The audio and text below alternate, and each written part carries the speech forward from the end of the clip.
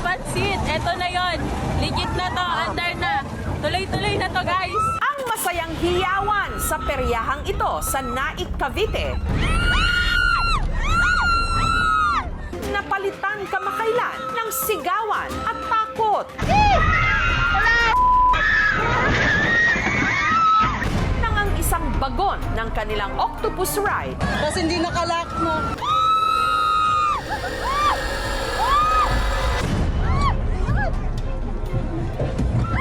Kuya! Sino yun? kumalas.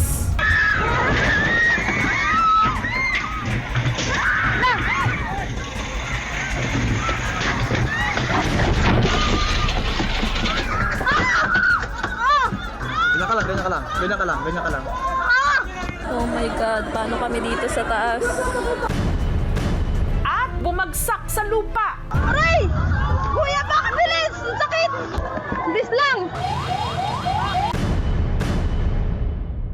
Sa kaliwat ka ng mga peryahan ngayong Kapaskuhan, paano nga ba masisiguro ang ating kaligtasan at hindi maging literal na one hell of a ride?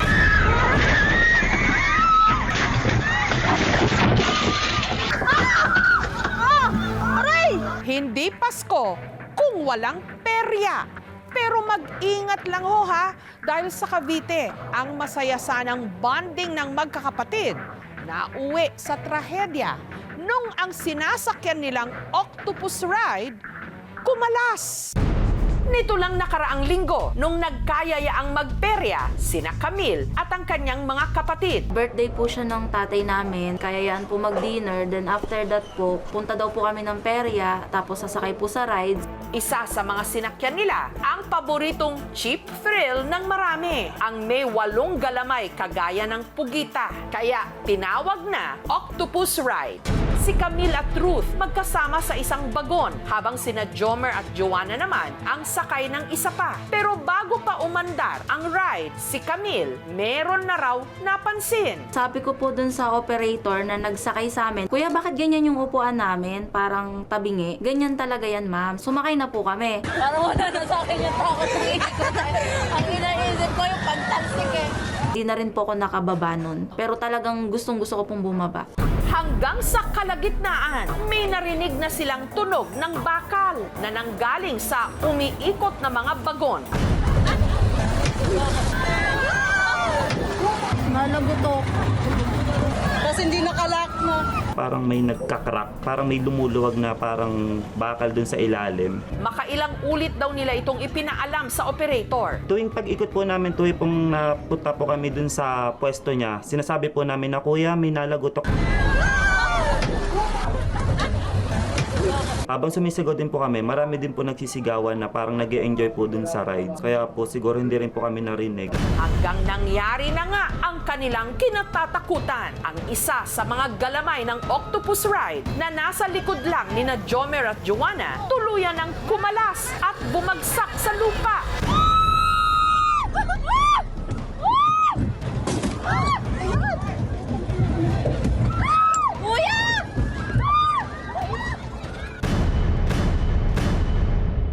Sabi ko na ipapakiramdam ko kaya hindi ako makairit kanina pa. Nakita po namin yung mga tao, nagpapanik na yung iba. Pero nasan na ang sakay ng kumalas na bagon? Sa aksidenteng ito, sino ang may pananagutan?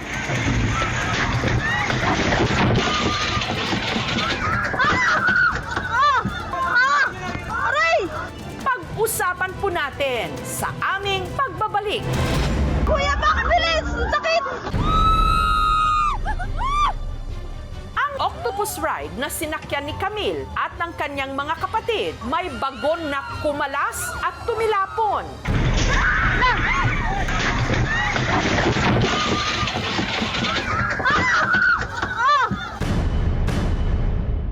Sa magkakapatid, ang pinaka-napuruhan si Jomer na tumama ang ulo sa bagon. Yung kamay ko, naipit po. Then nagkaroon po ng sugat. Tapos po hanggang ngayon, masakit pa rin. Parang pakiramdam ko po nung time na yun, parang nagdudugo na po yung ulo ko.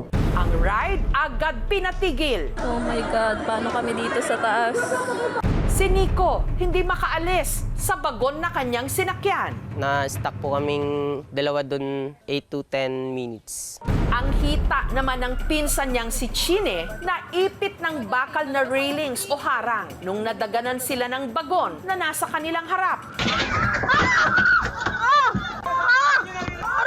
Nung una po, hindi po siya masyadong masakit pa. Nung mga time po na mga more than 5 minutes na po, talagang ramdam ko na po na dumidiin na po siya sa buto ko. Kuya, bakit bilis? Ang sakit! Bilis lang! Ganyan ka lang. Ito po yung naging pasako nung naipit na po kami dun. 8 ang naiulat na sugatan sa insidenteng yon. Pero nasan na ang sakay ng tumilapon na bagon? Ang isa sa mga sakay nito, si Erica. Nung una po, sobrang saya talaga kasi syempre parang first time kasi namin maka-experience nga ng ganon. Nagbiro pa nga raw ang kasama ni Erica na si Maria Rose. Nangalas, no? Hanggang sa nagkatotoo ang kanyang sinabi nung ang bagon na kanilang sinakyan kumalas at bumagsak sa lupa.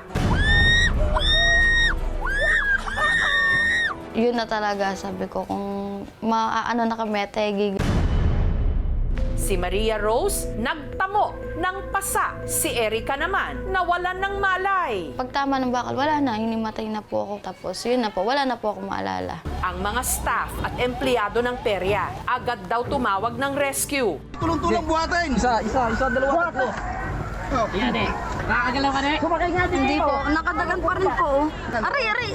Ang nabigat. Puro naman ang mga complaint ay sakit ng ulo at nalulula. Agad naman nilang dinalagad sa mga lapit na ospital. Sina Jomer at Erica, pina-CT scan. In-x-ray naman ang hita ni Chini. Sinagot naman daw ng may-ari ng perya ang gasto sa ospital. Binigyan po nila kami ng cash po na tagwa 1,000 para po pambili-bili po namin ng gamot. Wala pong diferensya. Pero po yung sakit po hanggang ngayon, dama ko pa rin po. Ang insidente, iniimbestigahan na ng mga pulis. Yung isang main screw na nakalag nung time na yun, yun yung nakalas, then nagresulta po doon sa pagtama po ng mga bagon. Naguntugan sila. Maaring dumugtong yung physical injuries at liability nila. So kung mapapatunayan na yung operator talaga ay merong pagkakasala, merong pagkukulang. So yung antas ng kanilang liability ay depende rin dun sa antas ng pagkakasakit o disgrasyang nangyari sa mga tao. Posibleng hindi na sila makapag-operate. Meron po itong pagkakakulong, sir, kung sakali mang mapatunayan na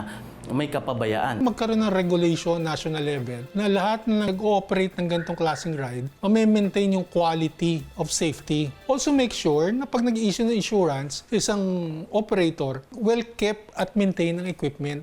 Samantala, kinuhanan ng aming team ng interview ang pamunuan ng perya tungkol sa nangyari. Araw-araw naman po ini-inspect yan ng mga operator namin bago nila i-operate. Aksidente po yan, hindi po natin inaasahan. After incident, actually, under maintenance pa rin siya. Make sure po na madodouble check ng mga operators, hindi lang po ng once but twice or more. Sana po ganun lagi. May pananagutan yung management ng Carnival at hindi naman po namin kayo para takbuhan. Aray! Kuya, bakit bilis? Ang sakit! Kung sakali na may maramdaman pa rin kayo after incident, tawagan niyo po ako. Ngayong magpapasko, sana ang mga operator ng rides sa perya siguraduhin doble ligtas ang kanilang rides. Dahil kapag sumakay na rito ang mga tao, Nangalas, no? ang kanilang kaligtasan, kalimitan, wala na sa kanilang mga kamay, kundi nasa ganito ng mga galamay.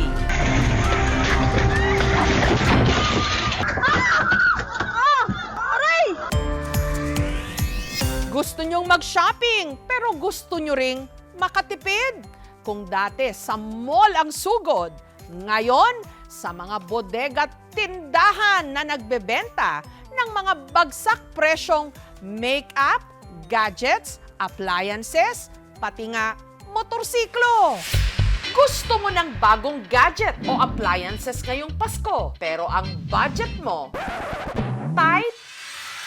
Paano kung sabihin ko sa'yo na ang kalimitang presyo ng isang cellphone dito, pwede kang makabili ng dala-dalawa? Dalawang cellphone, 5,000 na po. As in, murang-mura kung makakatipid ka sa makakatipid. O hindi kaya ang type mong gadget comes in a bundle na may kasama pang freebies? 3,800. Meron ka ng tablet, meron ka ng cellphone, may speaker ka, phone stand ka pa. Perfect naman po siya pang regalo. Ang presyo, nasa 40% na mas mababa raw sa mall. Presyong palengke. Saan naman yan? Para mahanap ang stall, daan muna tayo sa public market ng Taytay sa Rizal. Pero hindi tayo mamamalengke ha. Dito kasi matatagpuan ang tinatawag nilang bodega ni Ninong na nagbebenta ng murang-murang brand new gadgets. Pakulo ng negosyanteng si JM. All original, wala kaming fake. Mukha mang maliit ang kanilang pwesto, malaki naman daw ang matitipid mo rito. May murang speakers. Ito yung pangmalakasan nating speaker. Ang lakas nito baka mayanig ang barangay nyo pag ito pinatuklog nyo. At LED TV. Matibay na po, double glass. So pag bumili ka sa amin, meron kang free na pressure cooker, meron kang speaker, at marami ka ng kettle. Marami pong freebies yan. Pero ang pinakamabili, ang kanilang cellphones. Ang pinakamababang gadget namin is 1,299. So may phone ka na. Touchscreen na siya, pang social media, pwede na. Ito, halagang 3,299, 4 na units na. So ito talaga yung nagtatrending sa amin. Ito naman ang bundle namin, meron ka ng tablet, meron ka pang cellphone, may dalawa ka pang freebies. 4,499, 4,500, dalawa na yan. Si Ronalyn dito bumili ng cellphone para iregalo sa kanyang mga anak. Kasi po yung mga anak ko po, naiinggit po sa mga iba. Tapos nakiki-online na lang po sila. Kaya po nag-ipon po kami para makabili po. Ang naipon niyang 19,000 pesos, nakabili ng 3 smartphones. Kasi maswak sa budget nga. Si JM, second year high school lang daw ang naabot dahil sa hirap ng buhay. Nagtinda ako ng ice cream, nagtinda rin ako sa labas ng mga champurado. Porsigido ako ambisyoso talaga. Hanggang naisipan niyang pasukin ang pagbabuy and sell ng cellphone. 2 unit na cellphone, in-order ko online. Hanggang sa dumami na ng dumami, nabenta namin. Nung puno na yung stante namin, sabi ko, bakit hindi tayo mag-open ng isang bodega? Sa mga nagtataka kung bakit mura ang tinda niyang units, direkta raw kasi siyang kumukuha sa supplier. Tatagal ba? Matibay naman po sa quality ng tablet. Mayroon silang warranty card. Pag may defect, 7 days replacement, dalhin lang nila dito sa store. At bilang binansagang ninong, pwede ba namang wala siyang paaginaldo ngayong Pasko? Okay, sisimulan natin ang raffle. Nito lang Huwebes, para sa kanilang 6th monthsary, si JM may paraffle para sa unang 50 customers. Grabe! Electric fan! Speaker Santic! 19 inches na TV! Bigay na yan kay Madam! Ang swerte mo! Nanalo ka ng cellphone! Masaya ako nito, masaya at ako nakakuha ng cellphone. Maraming salamat sa mga pamasko ni Ninong Gador! Magpursige ka, lahat subukan mo. Kasi pag di mo sinubukan, hindi mo masasabing magtatagumpay ka.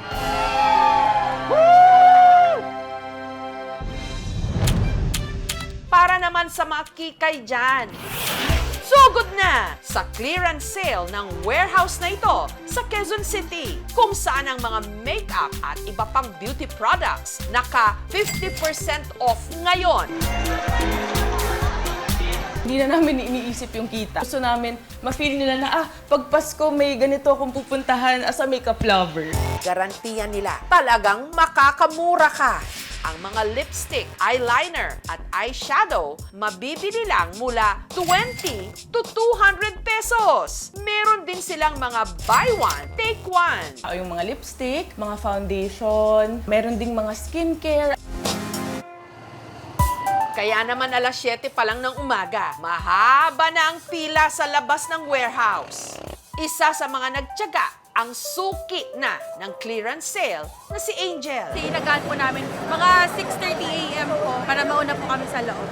Marami sa mga customer, plano itong ipangnegosyo. Pero si Angel, ipanreregalo raw ang mga mabibili niya ngayong Pasko. Sobrang tipid po kasi ang budget kasi namin is tag 5,000 kami. Ngayon po nakaano na kami, 3 boxes ng makeup. Bawat customer, bibigyan ng tray o karton kung saan nila isisilid ang mga makukursonadahan nilang items.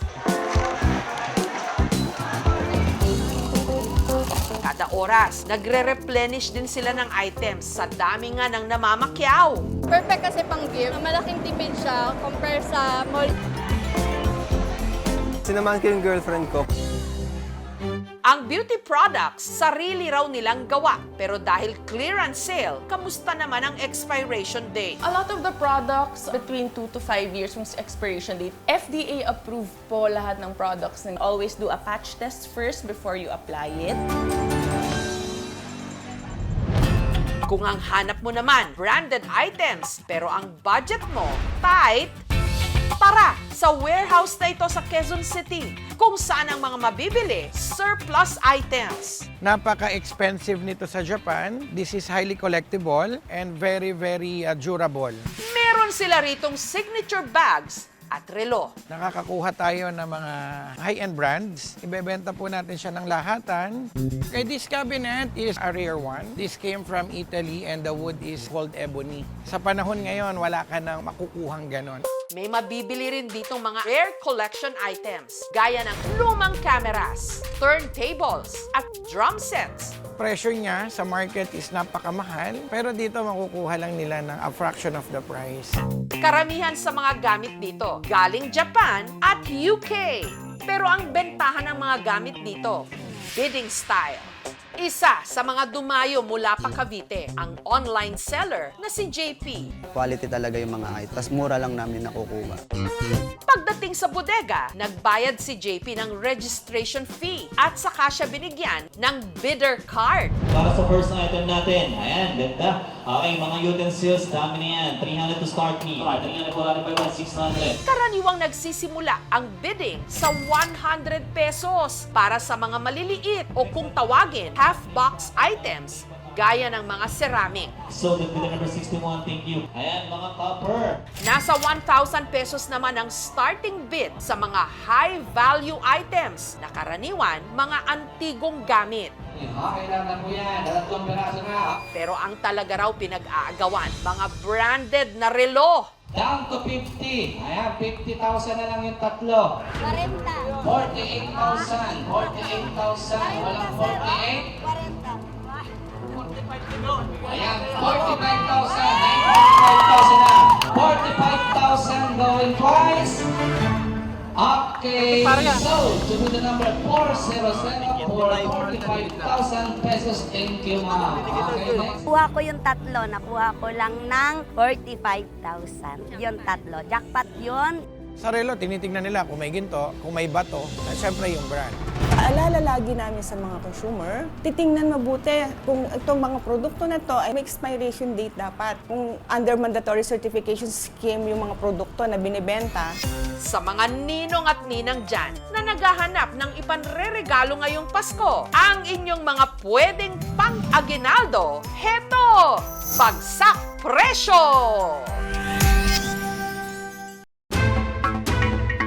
Isang lalaki mula sa Zamboanga del Sur, bigla na lang lumobo ang braso at nagkabukol-bukol pa. Hinala ng pamilya dahil daw ito sa kakambal niyang elemento. Hirap man daw makahanap ng magandang trabaho ang binatang si Bong mula Lakewood, Zamboanga del Sur. Itinuturing pa rin siya na kapaki-pakinabang at tigasin. Malimit daw kasi itong tiga-saing, tiga-linis, at tiga-hugas ng mga plato. Tumutulong pa rin po siya sa gawain. Nakikita ko po sa ugali niya, siya ay mabait, masipag. Lahat ng ito, ginagawa raw niya para wag maging pabigat. Kahit pa, meron siyang napakabigat na dinadala.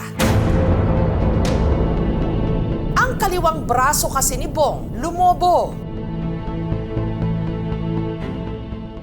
pa gamay, muda ko pa siya. Hunun niya kamata ngaya po, guan pa, meka pa. Magyang kondak, sampai na magbugoto kaya may paabagal.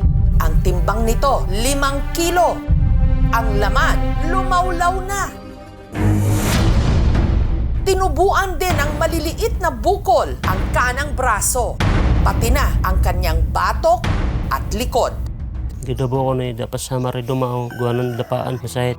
At ang itinuturong dahilan ni Plani sa nangyari sa kanyang anak, ang pinaniniwalaan nilang kakambal nito. Tinalora ni mamang, tukakambalo, doon emilinto. Gagaan pa ba ang pabigat ng pabigat na problema ni Bong?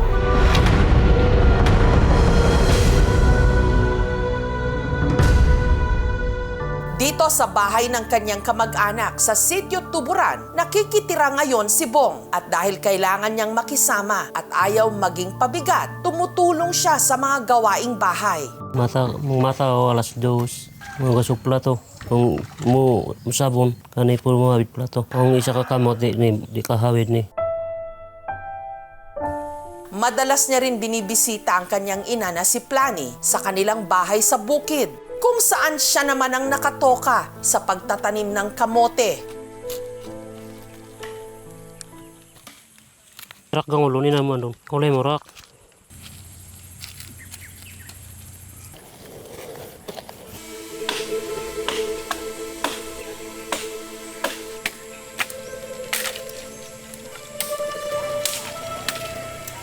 Kung mangusok ko, sakit, maglito ko gamagat.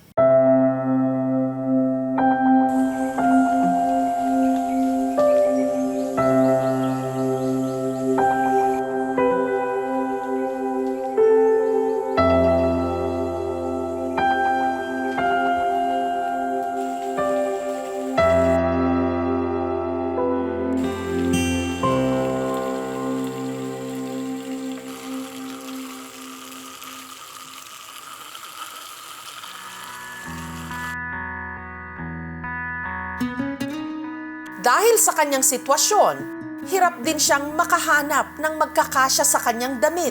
Kailangan kasi malaki ito at maluwag.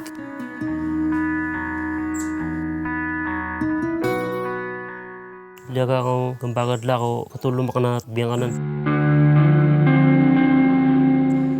Hindi rin siya komportable sa pagtulog. Magilero, ribaw ang kamato, mag-street rod.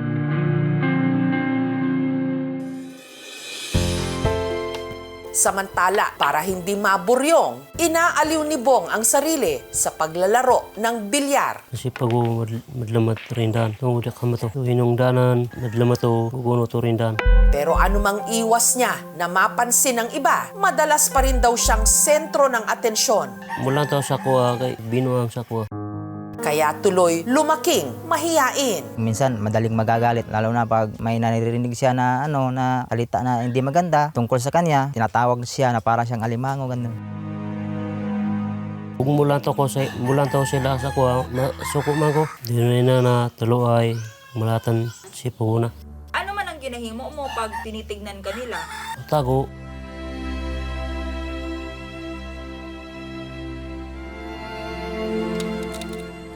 Dahil dito si Bong, hindi na raw nagka-interes pang tapusin ang kanyang pag-aaral. Kay Laog Riduan, yung dango sandora na puli. Ang mga kaubang, sige, silag lang tao. Ganda-ganda rin ituburan. Mingaw rito, nasilingan namin. Ang kanyang nanay Plani, may teorya kung bakit nagkaganito ang kanyang anak. Nung ipinanganak daw kasi niya si Bong, may iniluwal din daw siyang parang kakambal nito.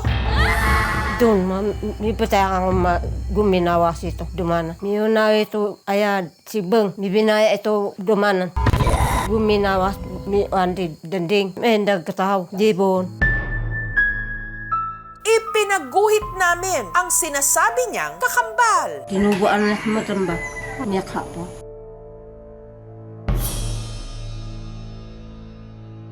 Limpyo rin siya, di siya ugaw.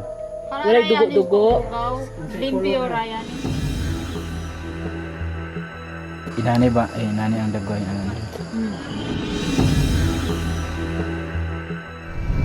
Sa paniniwala nila, ang kambal daw ni Bong ang dahilan kung bakit lumobo ng ganito ang kanyang braso. Para raw kasi itong sumpa. May paturo dong kakambalo. Malaki yung paniniwala natin, no, kahit moderno na yung panahon sa mga ganitong elemento dahil matindi pa rin yung ating pagkatali doon sa ating katutubong pag-iisip. Marami ring mga lugar sa Pilipinas ang hindi pa rin talaga naaabot ng modernisasyon. So yung idea ng mga komunidad sa mga probinsya ay yung luma pa ring mga paniniwala. Minsan, hindi pa raw napatignan sa doktor si Bong. Malayo kasi sila sa ospital. Parang yalan mo sika pa nga. Lagan mo po sa mapasakap. Pilak mo? Then may pilak tayo. Andun mara. Kaya sa kauna-unahang pagkakataon, ipinakonsulta siya ng aming team sa isang espesyalista. Kung nakita natin ang patient, yung unang mapapansin mo yung pamamaga or swelling sa left side na arm niya. So nakita natin na mayroong parang mga cyst area sa skin niya, sa arm, sa back, sa may neck. Meron ding mga slight deformity doon sa chest area niya. Ang general term siguro is lymphatic obstruction. Doktor na mismo ang nagsabi, ang sakit ni Bong hindi dahil sa anumang sumpa. Yung pamamaga niya, tinatawag na lymphatic system or lymphatic area. Yung skin, yung muscle, dahan-dahan nagre-react. So, lumalaki siya. May stretch. Pero posible nga bang bumalik pa sa normal ang laki ng kanyang braso? Dito do biopsy. Ang sa chest niya, dapat ma-CT scan. Sa arm niya, ma-vascular study. Kung wala bang problema sa mga ugat-ugat, we can help the patient to ang itsura sa kamay niya at sa movement, makorek. Daga ako kaso ko ni para mapabulong na kamato.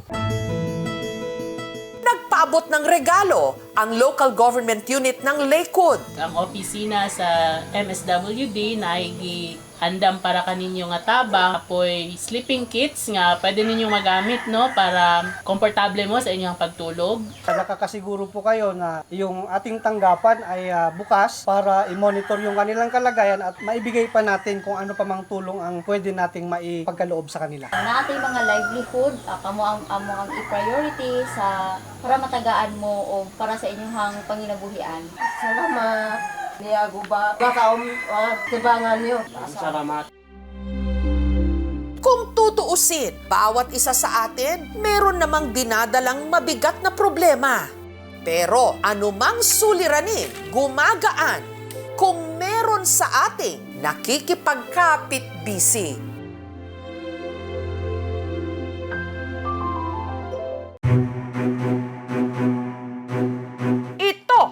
Mensaheng nag-flood sa Facebook page namin sa linggong ito. Please help all the victims of Queen Jewelry Gold Co. PH. Sige na po kasi madami na po na biktima dahil doon. Lumapit po sa amin ang teacher namin at naikwento po kung paano po siya nawalan ng mahigit 20K. It would be so nice if you help us.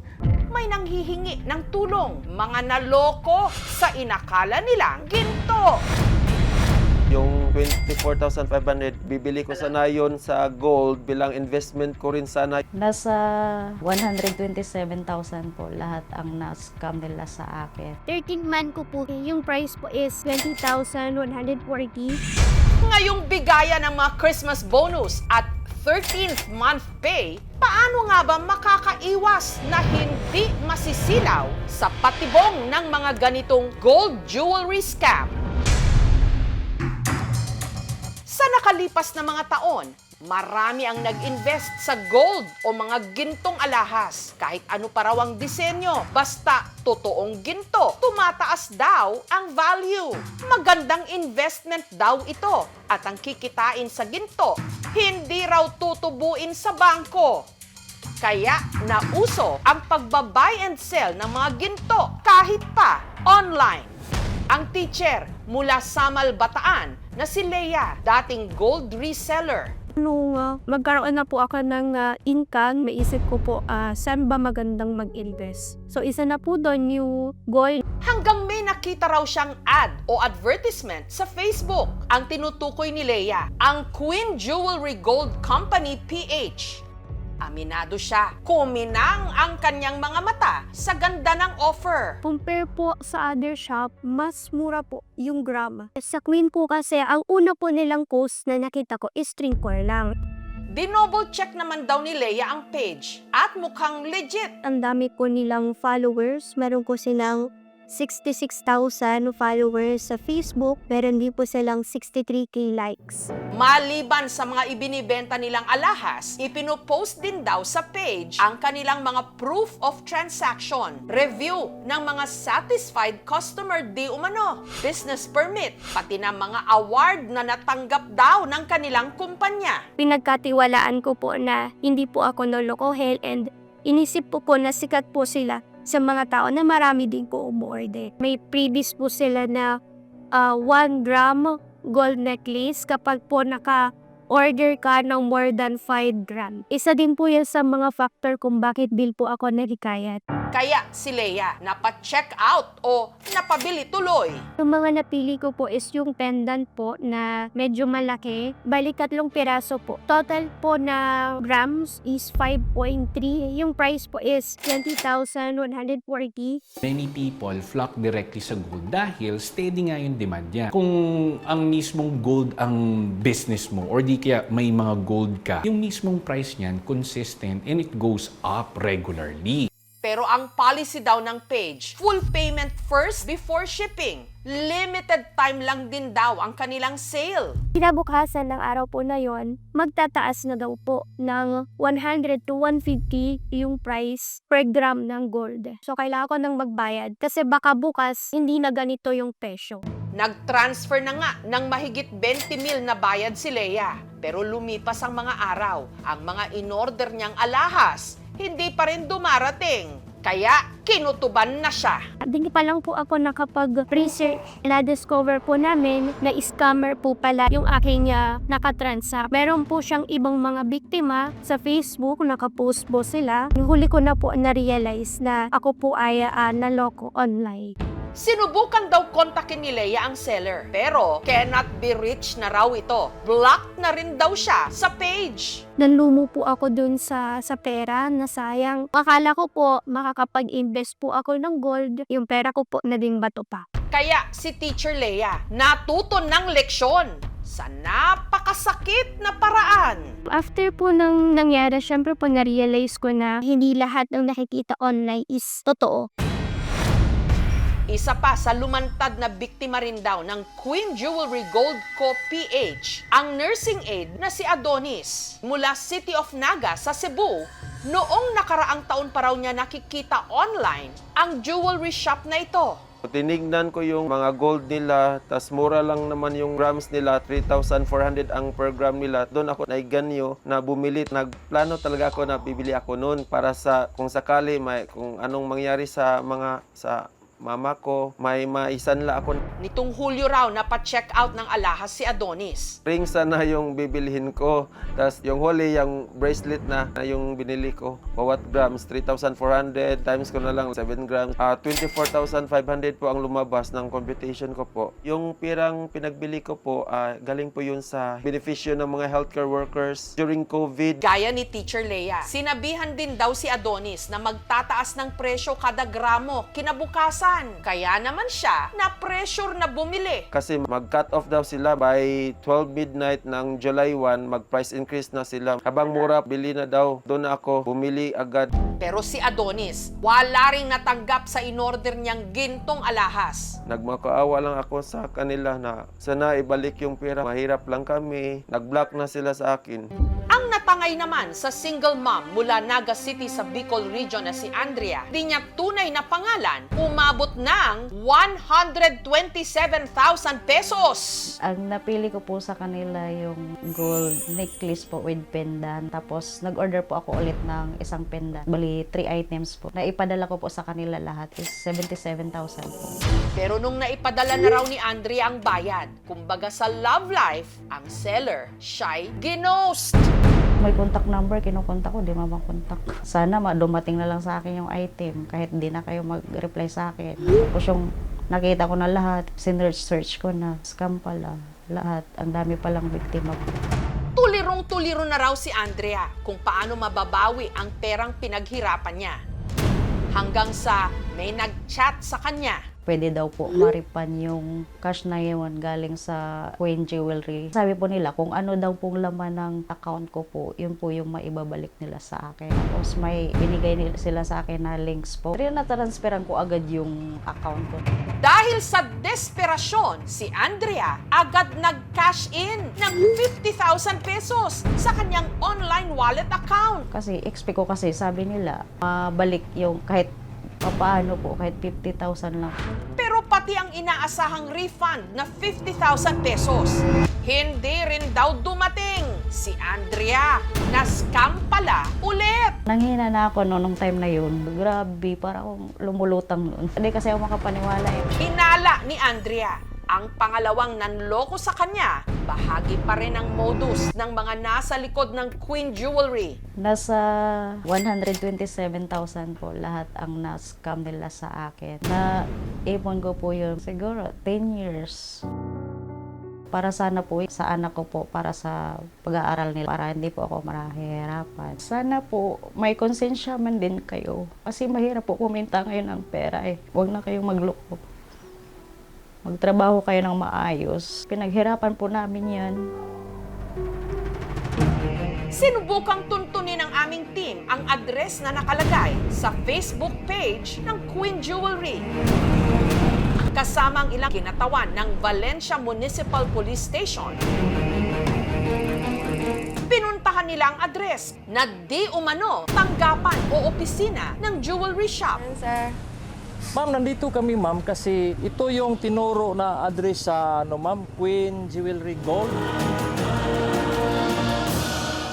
Hindi naman to parkilahan tong bahay namin, sir. Pero wala roong kahit na anong opisina. Mukhang pati address fake! Talagang residential siya. Sabi na may-ari, tagal na sila nakitira doon at saka walang nagre-renta or nag-akila sa kanilang garahe. Negative siya, walang gano'n na jewelry dito. Sinubukan din naming hanapin ang babae na nasa identification card at mga permit sa page ng Queen Jewelry na siya raw may-ari ng kumpanya. Hanggang sa may nakuhang lead ang aming team. Asa dapit sa babaw? Ang babae sa ID, hindi taga Valencia City, kundi sa Dumaguete City sa Negros Oriental.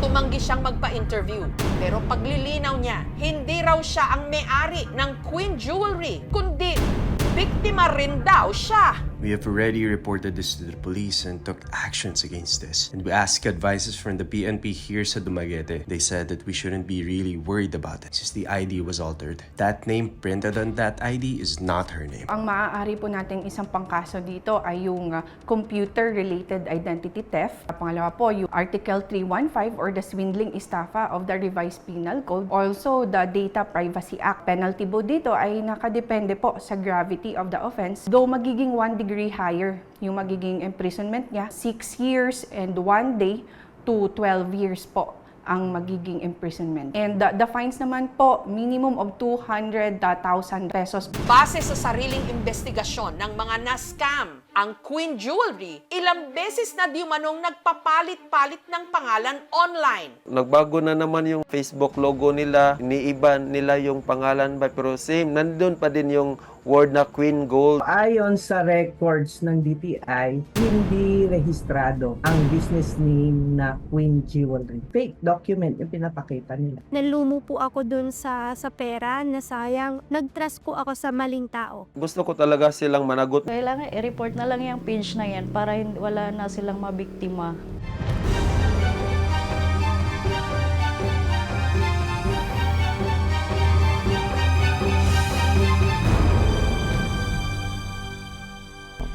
I don't recommend yung mga payment first. Bakit? Kasi unang-una sa lahat, kapag binigay mo yung pera mo, wala ka ng habol. Ang nakababahalang katotohanan, ang internet at social media, pugad na ngayon ng mga krimen at scammer. Kaya wag na wag magpasilaw sa kung ano-anong gintong promo. Baka mamaya, yan pala'y budol! Kapag siya raw ang konduktor, hindi ka na mapapapara. Kilalanin ang viral poging konduktor ng Cebu. Suspect! Suspect! Nahuling kinikilig sa konduktor na ito. Si mamang konduktor kasi makapal daw ang kilay, matangos ang ilong, at may ngiting pamatay. Jajawain. Isang ticket nga po mula Batanes hanggang Hulo. Kaya lumipad ang aming team. Magbabas lang pala papuntang Cebu. At pumara ng biyaheng Cebu City Mualbual kung saan naroon ang Conductor Bay ng mga bay, si Dixon. Marami tuloy ang napa-love knot sa kanya at napasabing, Mother, Mother, I am sick. Ala, naguyapan? Call the conductor very quick.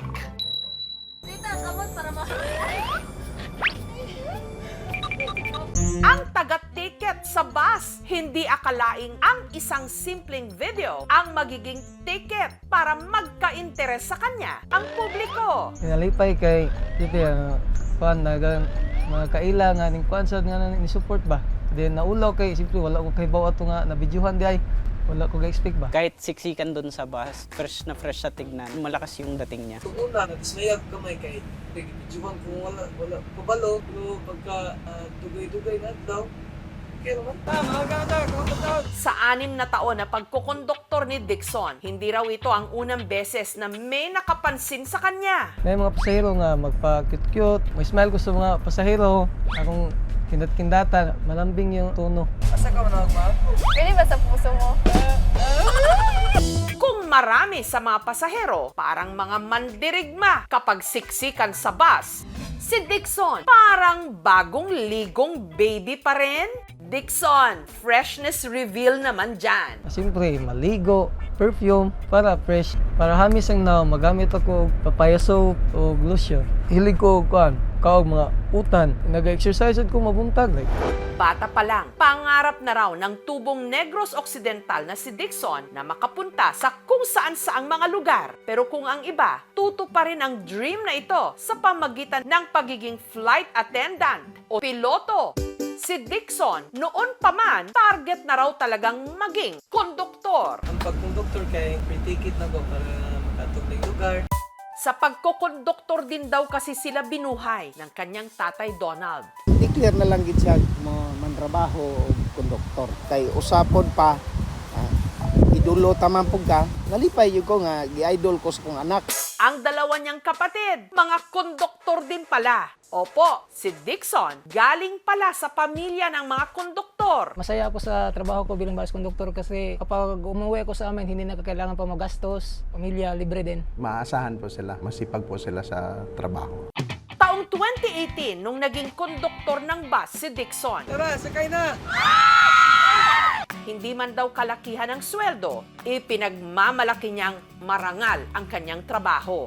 Ma'am, sabihin mo ka na, namuha nga, bago kami ang tarong, masibisyo sa tao ka. Doon na ako pangandoy sa kong kinikanan, kay kalipay, wait, doon sila biguwag, na masuportan, kaya po ng dahil sa pagkukonduktor, nakakalibot daw si Dixon ng Cebu. Pinatili sa Oslo, nakita ka na turistad yung nalindot kayo sa Malbual.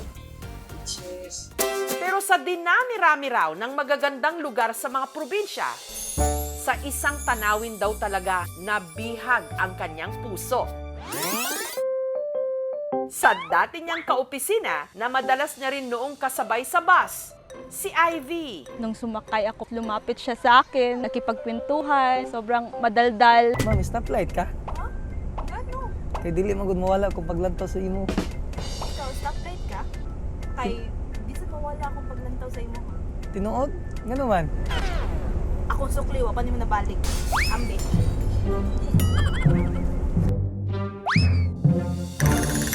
Super drained ko kasi that time. Bigla siyang nag-ask ng number. Binigay ko kasi sobrang kulit niya.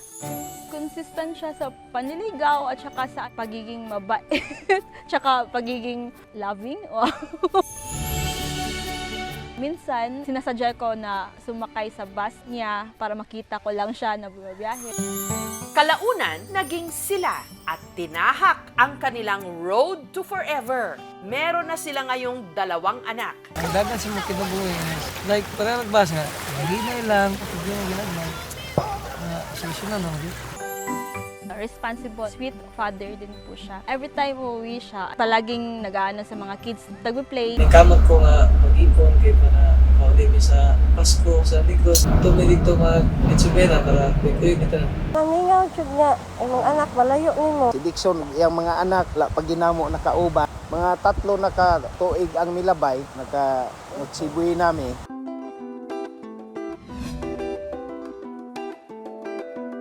Araw-araw man daw nadadaanan ni Dixon ang mga ipinagmamalaking tourist spots sa Cebu. Aminado siyang hindi pa niya napapasyalan lahat ng mga ito.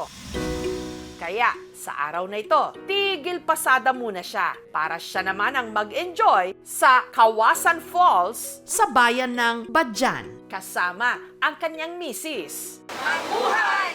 Welcome to Kawasan Falls! Pangandoy nga dako. Sa picture mo kung makita nga nindot kayo.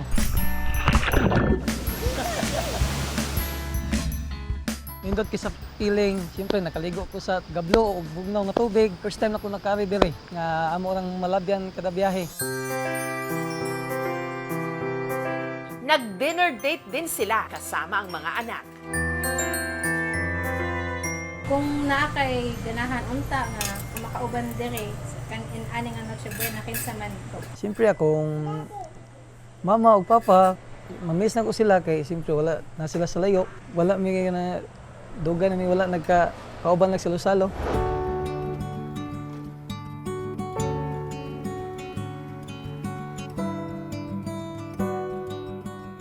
Ang hindi alam ng mag-asawa, espesyal ang magsuserve sa kanila.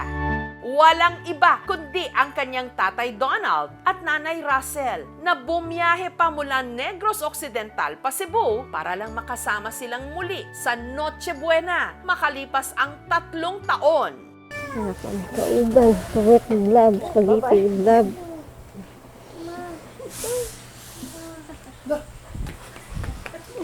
Nanalagi ka ma.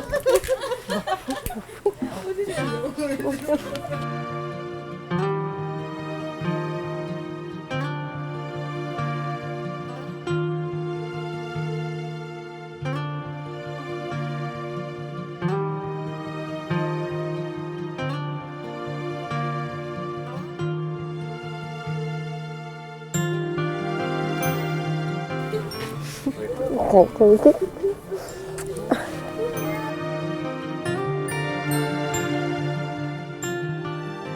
Lipay kay nga daho ta kung lughan bagay, wa ko mag-speak nga maka alis sila gapin.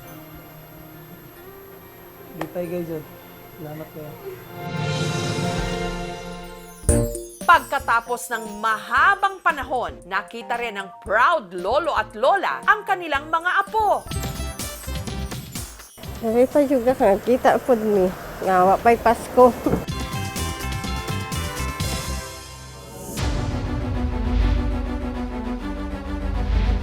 Gusto mo bang mag-travel at laging may hawak na maraming pera?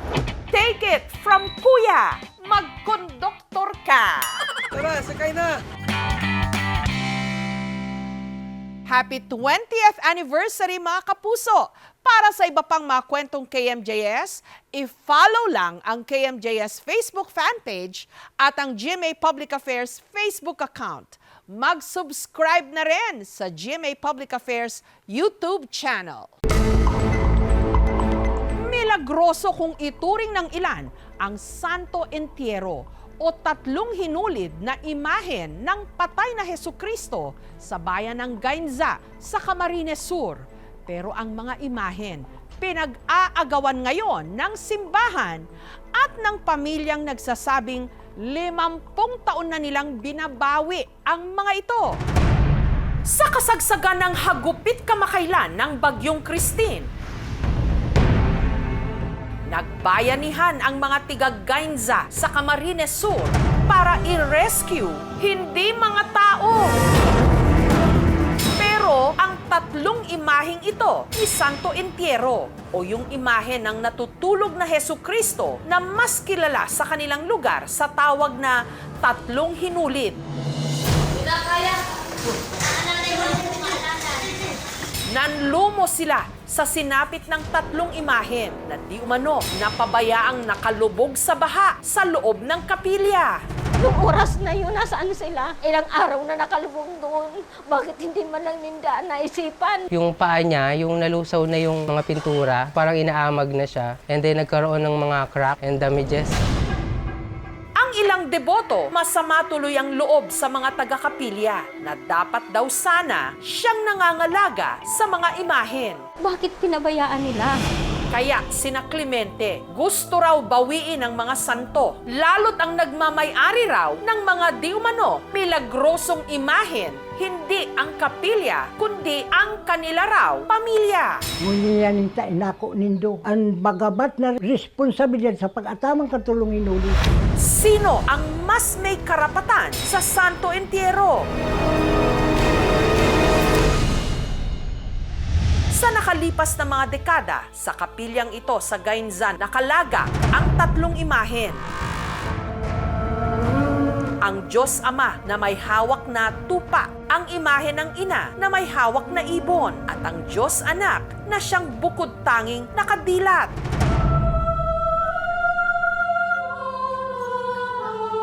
Ang mga deboto ang nangangalaga sa tatlo na ayon sa paniniwala, mga milagroso raw. Umpisa sa ulo, katawan. Sa disipulos kasi yung inugasan ni Jesucristo paalang. Tuwing Huwebes Santo, binibihisan at pinapaliguan nila ang mga ito. Ang tubig na ipinampapaligo sa mga imahen, kapag ininom o ipinahid sa katawan, di umano nakagagaling daw ng anumang karamdaman. Nagtutubod po ako talaga. Naghihimala sindang tulog. Pero ng doktor ang pig-agyan ko, nakadamot akong gastos or sindang lang po. Sana ka ako, huwag mo naman ibalik yung waiter ko. Kukuha ako ng dahon. Ang langis, yung inaalagay ko, tinatapal ko. Wala na yung aking waiter. Ang samahan na kung tawagin, Kagbunga de Barangay Pintuan ng Langit. Malalim daw ang pananampalataya nila sa tatlong hinulid. Kahit pa sa totoo lang, hindi nga raw ito hinahayaang iprosesyon. Yung pinakamasakit, yung pinakaunang taon, nag-prepare talaga kami. As in, nagkatay kami, nagpagawa ng bangka, nag-rent ng restaurant. Yung hinulid na lang po talaga yung inaasahan namin na kailangan na lang isakay. Nung time na yon, na habang nagpo-proseso kami, ang sagot nila sa amin, okay lang, okay lang. Bigla nilang sinabing hindi na nila kami pinapayagan. Sa kabila nito, malaki ang pagpapahalaga ng mga residente sa imahen. Kaya nung nalamang nalubog ito sa baha, nagbayanihan sila. Doon talaga kami pumunta kay Manay Tuyang. Sabi ko, Manay Tuyang, ang tatlong hinulid, nalulunod na. Hindi raw naging madali ang pag-rescue ni na Elsa sa tatlong hinulid. Gagad na po kami sa Indanintabang na duwa pang baruto. Pagabot mi po talaga duman, grabe pa si Alon sa kasi tubig po. Kung talagang totoong may pagsampalataya sila, kung totoo na sila mayroong debosyon dyan, hindi nila pababayaan yun. Nung oras na yun, nasaan sila? Ilang araw na nakalubong doon. Bakit hindi man lang ninda naisipan? Bilang isang pastoral, yung nagkaraang bagyo po, siyempre lumaki po yung tubig, safety ko muna po yung pamilya ko. Bago po yung tatlong hinulid, nawala naman akong bangka na di ko kaagad ma-rescue. Mula nung mahango nila ito sa baha, pansamantala muna nila itong inihimlay sa bahay ng caretaker nitong si Toyang. Kaya pala may naglipat. Kaya pala may isang naglipat ako. Salamat, nagkaigwang ano pa po. Wala po silang damit kasi lahat ng damit niya basa. Kaya ang nilagay ko sa kanya, kumot lang. Dahil ilang araw ang mga itong nalubog sa baha, nangulubot at kumupas ang pintura sa bandang paa ng tatlong hinulid. Habang ang binti ng pinakamalaki sa tatlong imahen na Diyos Ama nagkabitak dahil sa sinapit ng tatlong hinulid. Ang pamilya ni Clemente nagpasya na kuhanin na sa kapilya ang mga imahen. Lalo't paniniwala nila ang pamilya nila ang tunay na may-ari sa mga ito. Abo ko na akong ibilta. Kung gusto ko nindo magka sariling tao man lang, magkaroon baka mayong ribok, Ang sinibulian, ihatod nindo. Sabi ko po, kay Father nyo na lang po paliwanag doon. Kung may karapatan po mag-desisyon yan, si Father. Ang mga deboto sa kapilya, tuloy ang debosyon. Kahit pa walang laman ngayon ang higaan ng mga imahen. Spiritually, nandoon naman yung pakiramdam mong nandiyan siya. Not necessarily kailangan na nandoon siya. Hinahanap sila. Kasi po maraming dumadalaw rito, yung nagpapanalangin sa kanila. Ang iba naman, pumupunta sa bahay kung saan ito nakalagay. Dakula pong pagtubod ko ta si aki ko po nang hilangon po yang kay to. Siya narahay po yang kasamong panuga na magsunod siya diyan sa kay Hinulid. Ayon sa kwento-kwento, daan-daang taon na raw ang nakararaan nung nadiskubre ang mga imahen. Magdaang mga bagyo, 15th century, nasunod na bagyo, diyan niya nakuha ang tatungin. Dahil ang dampa noon ni Mamang Ayaw daw ay maliit. Itinatali pa yan sa mga haligi. Kaya lang ng 3 na ang auto, pinahiga niya. Pinagpasapasahan daw nila ito hanggang kalaunan na ipagkatiwala sa isa sa mga naging tagapag-alaga ng imahen, si Kainteng. Taong 1970 naman, nung ipinamana raw ni Kainteng ang 3 hinulid sa ina ni Clemente na si Brigida. Pag-aabot ni Kuya na, nang binubulusan man nila, may katripo siya sa kukubungan. Kaya nga nagduwang taong kinanay, dahil madaliun lang. Ang samo pa po magurang makuman itong sakin, talagang pag nakikiulay, may rakon man, pinapaunraman.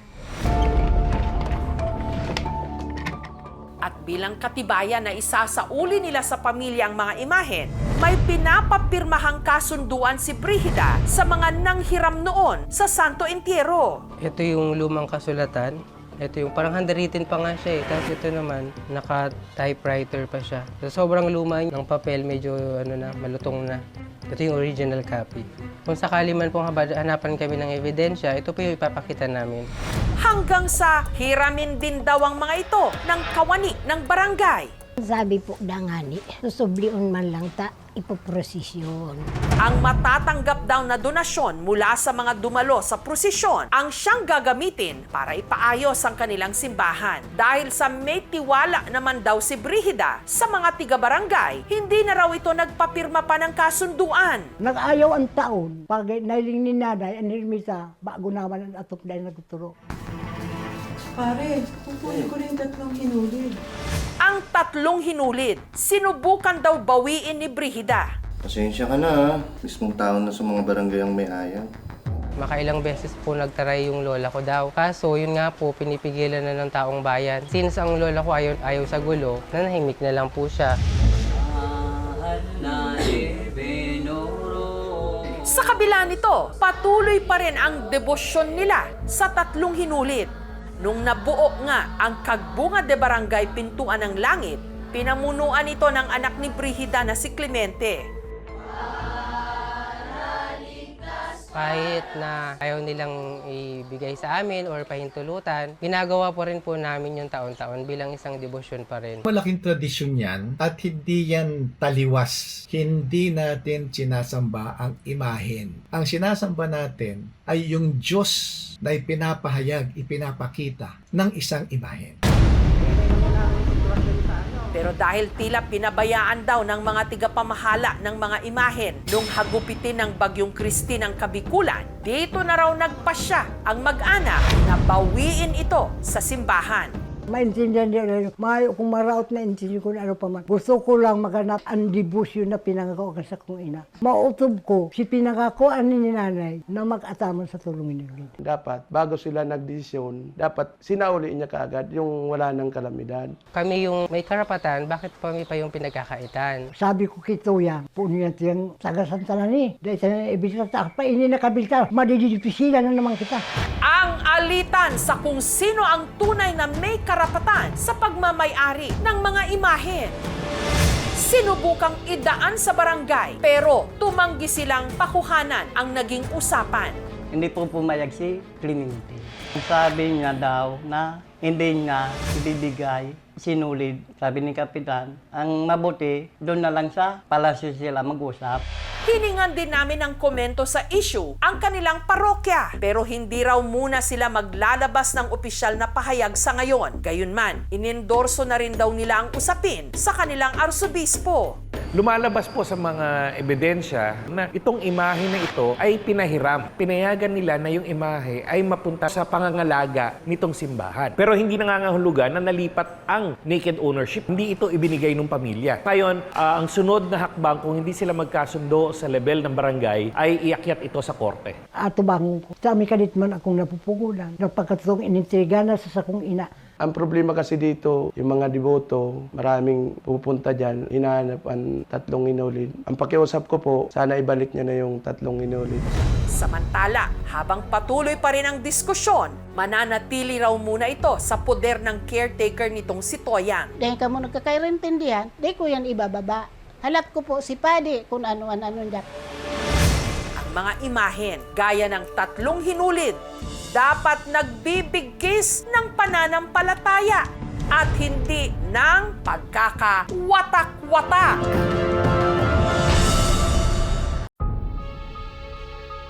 Tahimik na isla ng Camotes sa Cebu, nabulabog nung ang mga bahay isa-isang pinasok ng mala Spider-Man na akyat bahay. Ngayong abala ang lahat dahil sa Christmas rush, maging alerto, lalo't double time din sa panahong ito ang mga magnanakaw. Pero ang mga residente ng isla ng Poro sa bayan ng Camotes Islands sa Cebu, bago pa man ang Kapaskuhan, ang kanilang mga tahanan pinasok na ng mga kawatan. At ang magnanakaw, hindi lang daw mala Spider-Man sa liksi.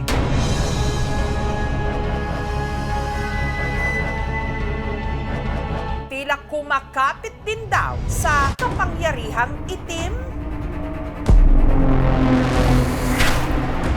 Pag nakita sila ng mga aso, parang umaamo yung aso, hindi nilang kakahol. Pero pag lumayo na sila, doon palang kakahol yung aso. Parang may orasyon talaga. Magkaka-silent night pa ba sa isla kung ganito ang kanilang problema?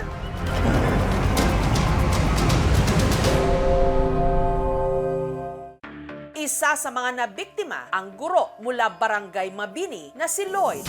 Ang pagnanakaw nangyari raw madaling araw nitong November 6. Around 3:58, lumabas po ako ng kwarto para magluto na ng pagkain namin. Pero nung nagbanyo si Lloyd, dito na siya nasalisihan. Sa kuha ng CCTV camera sa sala ni na Lloyd, makikitang nakayapak na pumasok ang magnanakaw. Ang kanyang mukha nakatakip ng pulang tela. Ilang sandali lang, isa-isa na nitong kinalkal ang mga naiwang bag sa sala.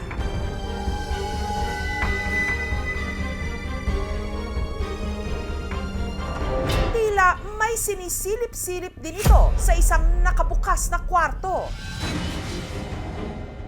At nung napansin nito ang CCTV, tinangkapan niyang takpan ang kanyang mukha bago nilapitan ng kamera upang ito'y patayin.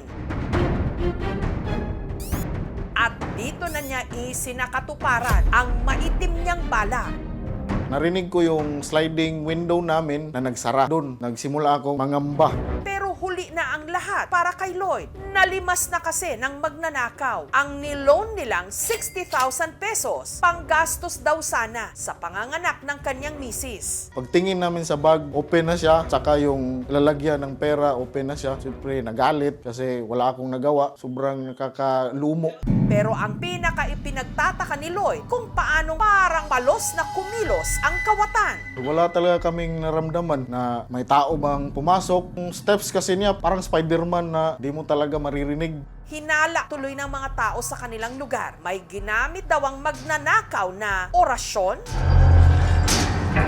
Pag nakita sila ng mga aso, parang umaamo yung aso, hindi nilang kakahol. Pero pag lumayo na sila, doon palang kakahol yung aso. Pag ganun yung manggalawan, parang may orasyon talaga, sir. After sa nahitabo, nag-install na may grills para safety jud akong pamilya. Then, nag-install na po may laing mga CCTV na sa gawas.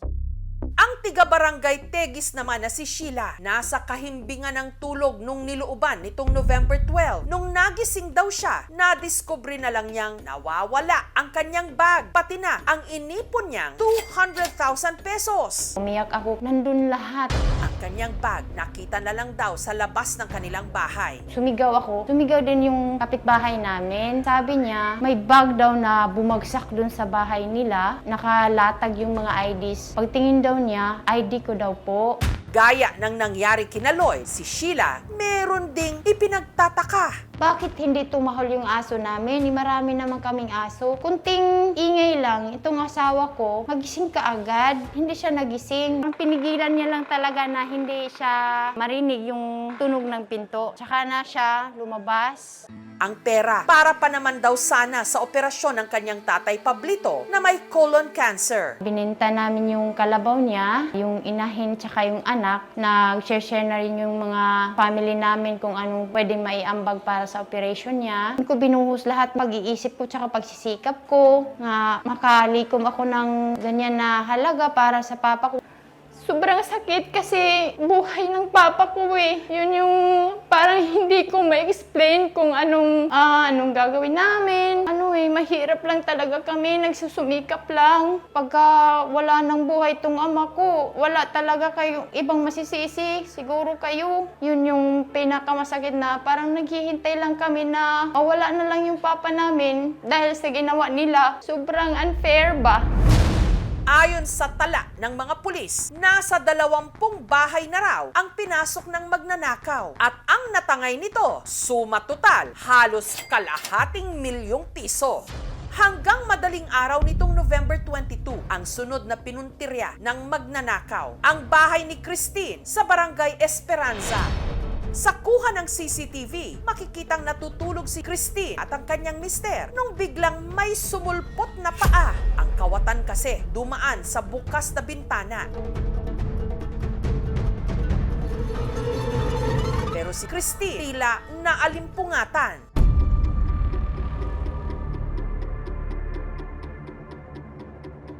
Nung nakaidlip ulit si Christine, dahan-dahang bumaba ang kawatan.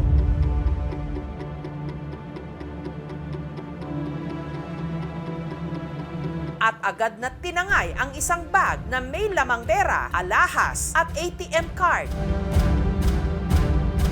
Pero sa pagkakataong ito, ang sinasabing orasyon di umano ng kawatan parang hindi tumalab. Tumahol ng malakas yung aso namin. Sinabihan ko yung asawa ko na bumangon ka dyan. Bumangon po siya, tapos tinitingnan po niya yung paligid. Tapos nakita na lang namin na may tumatakbo na patungo dito sa likod ng bahay namin. Kaya ang ginagawa ko, sumisigaw po ako doon sa kapatid ko na kapitbahay ko rin. Agad rumisponde ang mga tanod at pulis. Talagang hindi nila tinatantanan kung saan yung mga posibleng dadaanan ng magnanakaw. Ang mala Spider-Man na magnanakaw, tuluyan na kayang mahulog sa sapot ng batas. Naabutan siya ng pulis at saka yung mga tao doon. Try, nagitawhanay. Grabe. Totoo nga kayang meron itong ginamit na orasyon? Tatanggalan na natin ng maskara ang kawatan at aalamin kung paano rin hindi mapapasok ng mga magnanakaw ang ating mga tahanan ngayong Kapaskuhan. Tinuod ba nga naamo mo yung mga orasyon? Sa aming pagbabalik. Notorious na kawatan sa Camotes Island sa Cebu. Tila nag-aala Spider-Man daw tuwing may papasuking bahay at kaya raw hindi ito mahuli-huli dahil meron itong orasyon. Pag nakita sila ng mga aso, parang umaamo yung aso, hindi nilang kakahol, matutulog na lang, magtatago. Pero pag lumayo na sila, doon palang kakahol yung aso. Parang may orasyon talaga. Pero nitong November 22, ang gamit ng kawatan na di umano kapangyarihang itim, hindi gumana nung pasukin nito ang bahay ni na Christine. Tumahol ng malakas yung aso namin. Ang magnanakaw na may suot pantakip sa mukha at ulo. Sa pool ng CCTV, naka-eskapuman, nasundan naman ng mga rumesponding tanod at pulis. Mati, nahulot na nga kinawat ni mo. Pila rekorda ni mo dong.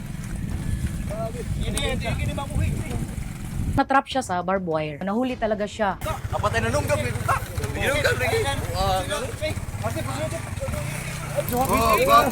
Amo way mo post ano yan, way mo post.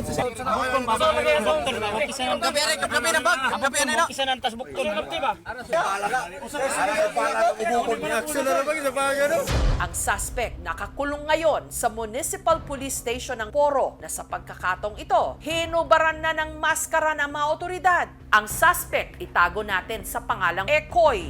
Nahuli rin sa isinagawang operasyon ang isa pa niyang kasabwat. Itago natin sa pangalang Jimboy. Tinuod ba sir, nga 20 ka balay inyong gisaka? Nganong nahimo rin ninyo sir, ang pagpangawat sir? Kalisod ba ako sir, may trabaho.